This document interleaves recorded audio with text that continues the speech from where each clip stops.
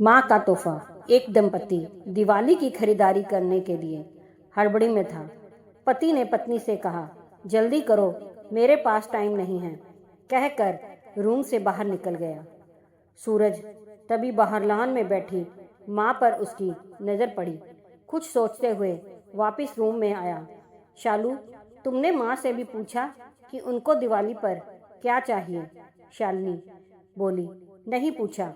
अब उनको इस उम्र में क्या चाहिए होगा यार? 2 वक्त की रोटी और 2 जोड़ी कपड़े, इसमें पूछने वाली क्या बात है? वो बात नहीं है शालू।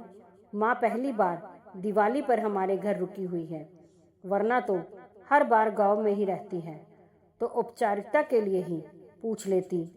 अरे इतना ही माँ पर प्यार उमड़ रहा है तो खुद क्यों नहीं पूछ लेते? झल्ला कर चीखी थी शालू और कंधे पर हैंडबैग लटकाते हुए तेजी से बाहर निकल गई। सूरज माँ के पास जाकर बोला, माँ, हम लोग दिवाली की खरीदारी करने के लिए बाजार जा रहे हैं, आपको कुछ चाहिए? तो माँ बीच में ही बोल पड़ी, मुझे कुछ नहीं चाहिए बेटा। सोच लो माँ, अगर कुछ चाहिए तो बता दीजिए। सूरज के बहुत जोर देने पर माँ बोली, ठीक है, तुम रुको, मैं लिख कर देती हूँ। तुम्हें और बहू को बहुत खरीदारी करनी है, कहीं भूल ना जाओ, कहकर सूरज की माँ अपने कमरे में चली गई। कुछ देर बाद बाहर आई और लिस्ट सूरज को थमा दी। सूरज ड्राइविंग सीट पर बैठते हुए बोला, देखा शालू, माँ को भी कुछ चाहिए था पर बोल नहीं रही थी। मेरे जिद करने पर लिस्ट बना कर दी है। इंसान जब तक जिंदा रहता है, रोटी और कपड़े के अलावा भी बहुत कुछ चाहिए होता है। बाजार पहुंचने पर शालिनी बोली, ठीक है, पर पहले मैं अपनी ज़रूरत का सारा सामान लूँगी, बाद में आप अपनी माँ की लिस्ट देखते रहना, कहकर कार से बाहर निकल गई।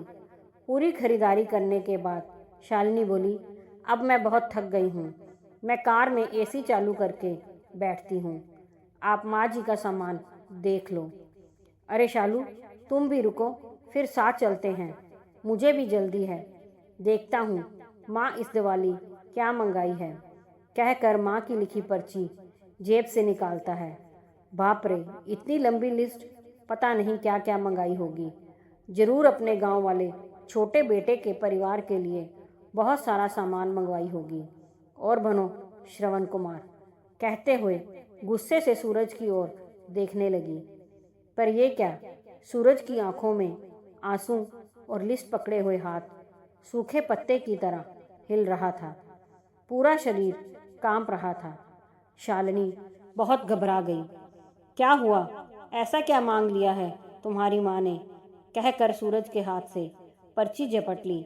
हैरान थी शालिनी भी। इतनी बड़ी पर्ची में बस चंद शब्द ही लिखे थे।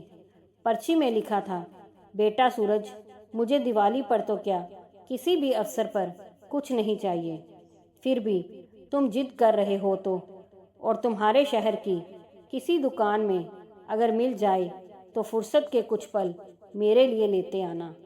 ढलती सांझ हुई अब मैं। सूरज, मुझे गहराते अंधियारे से डर लगने लगा है, बहुत डर लगता है। पल पल मेरी तरफ बढ़ रही मौत को देखकर जानती हूँ टाला नहीं जा सकता, शाश्वत सत्य है, पर अकेलेपन से बहुत घबराहट होती है। सूरज, तो जब तक तुम्हारे घर पर हूँ, कुछ पल बैठकर मेरे पास कुछ देर के लिए ही सही बांट लिया कर मेरे बुढ़ापे का अकेलापन। बिन दीप जलाए ही रोशन हो जाएगी मेरे जीवन की सांझ। कितने साल हो गए बेटा तुझे स्पर्श नहीं किया। एक बार फिर से आ मेरी गोद में सर रख और मैं ममता भरी हथेली से सहलाऊं तेरे सर को। एक बार फिर से इतराए मेरा हृदय मेरे अपनों को करीब, बहुत करीब पाकर, और मुस्कुरा कर मिलूं मौत के गले। क्या पता अगली दिवाली तक रहूं ना रहूं।